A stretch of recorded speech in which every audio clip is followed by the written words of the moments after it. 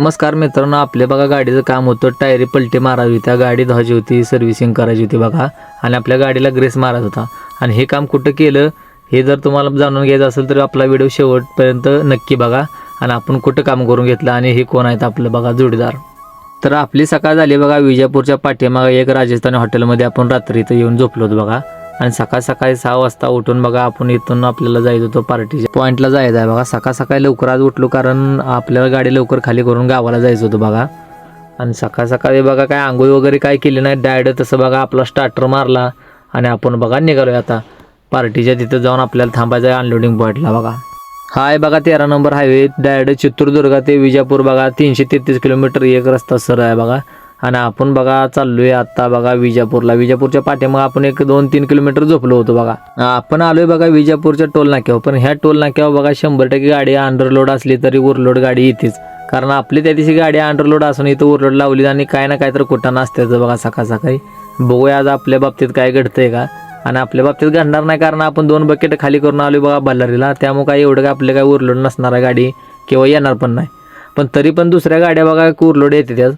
आणि आपण बघा ही तिकडून रस्ता जातो तिकडून आपण टर्न मारलेला आहे कारण आपल्याला जायचं यालगिरीला. आपल्याला लागलाय बघा गाव लेवलचा नॅशनल हायवे 45 बघा. 45 हायवे नाही हो, पण आपल्या गाव लेवलचं आपलं म्हणलो असंच म्हणलो. आणि सकाळी बघा सूर्यदेवानं आपल्याला दर्शन दिलेलं आहे बघा. पुढं आलो तर बघा आपल्याला कच्चा रस्ता लागलेला आहे. आपण कधी असल्या रस्त्याला गाडी टाकलीच नाही हो, कारण आपल्याला 4 लाईन सोडून कधी खाली गेलोच नाही. पण काय झालंय आपल्याला भावाच्या लग्नाला जायचं असल्यामुळे आपण बघा माल आलोय भरून बकेट वगैरे असला माल पण भरत नाही आपण आणि असल्या रस्त्याला येत पण नाही. आणि गाडीला पण आपल्या सवय नाही. गाडी मसल मालक ही कुठं टाकले ये क्या हुआ मालिक इधर किधर लेके जा रहा है.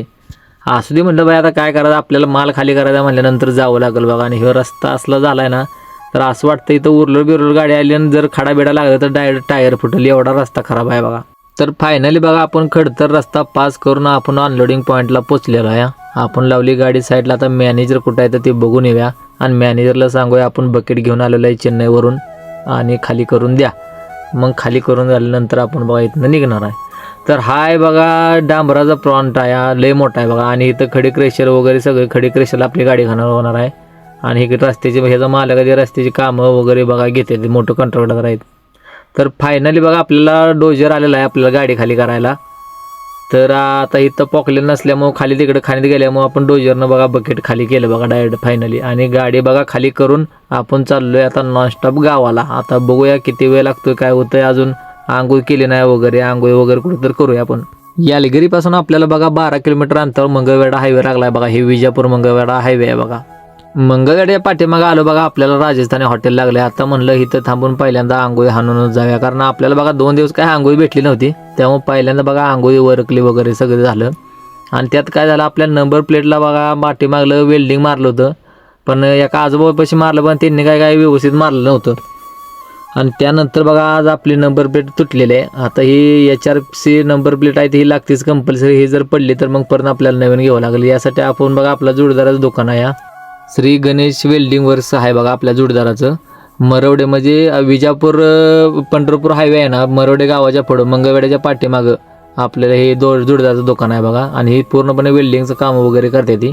तर आपण यांच्यापाशी आता काम करून बघा इथून निघणार आहे बघा. आणि 1 नंबर काम झालंय बघा आपलं.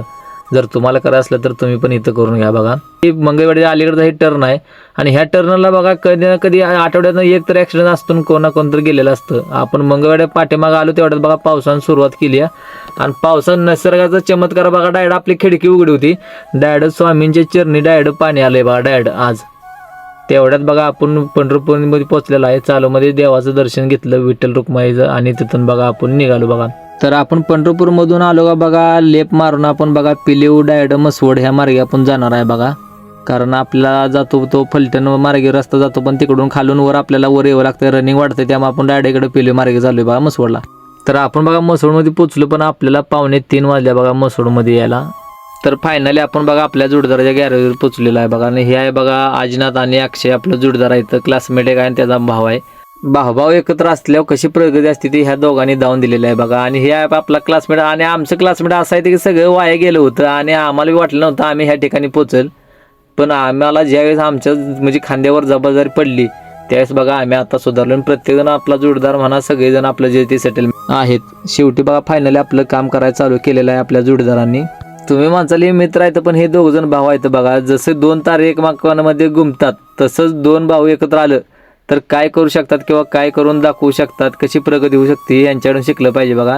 त्यांच्या नात्यामध्ये विश्वासाची घट्ट मैत्री किंवा वेगवेगळ्या स्वभावांचे असलं तरी पण सन्मान देहाची त्यांच्या हातात हात घालून वाटचाल केली. संघर्षातून उभं राहणारं, एकमेकांच्या पाठीशी उभं राहणं या भावांनी दोघांनी दाखवून दिलंय बघा. आणि त्यांचं मार्गदर्शन, एकमेकांना आधार हेच खरं आयुष्यातलं सोनं. त्यांच्याकडून आपल्याला शिकावं की साथ देणं, माणुसकीनं एकत्र राहणं हे खऱ्या यशाचं रहस्य आहे. आणि हे बघा ह्या माझ्या जोडीदाराकडे शिकावं आणि असं मला वाटतं. आणि हेच खरं आहे बघा, कारण आपण जसं बघितलंय तसं ही एकत्रच आहेत आणि एकत्रच काम करतात आतापर्यंत. दोघांचं एकत्र मन आहे. तर असा भाव मिळणं आणि असे म्हणजे भावांचे एकमेकांचे घट्ट वगैरे म्हणजे नातं असणं ना, ते कोणाच्या पण नशिबात नसतं बघा. तर फायनली बघा आपलं गाडीचं टायर वगैरे पलटी मारून पावडर मारून झाले होते आणि गाडीचं आता राहिली होती गाडी धुवायची. आणि ते पण आपली बघा आता म्हणजे 75% झाली, आता थोडीच राहिली आहे बघा. आता बघूया आपला भाऊ कधी संपवतोय काम. तर आपलं बघा पूर्ण गाडीचं काम झालेलं आहे बघा. आणि शेवटी आपल्याला 7:30 वाजलेले त्या संध्याकाळ झालेलं आहे. ते बघा 2-3 तास गेलेले आहेत आपलं कामाला. तर भावानं आजच्यासाठी एवढंच. आपला व्हिडिओ आवडला तर 100% लाईक आणि सबस्क्राईब करून जावं लागतंय बघा. भेटू नेक्स्ट व्हिडिओमध्ये. जय महाराष्ट्र.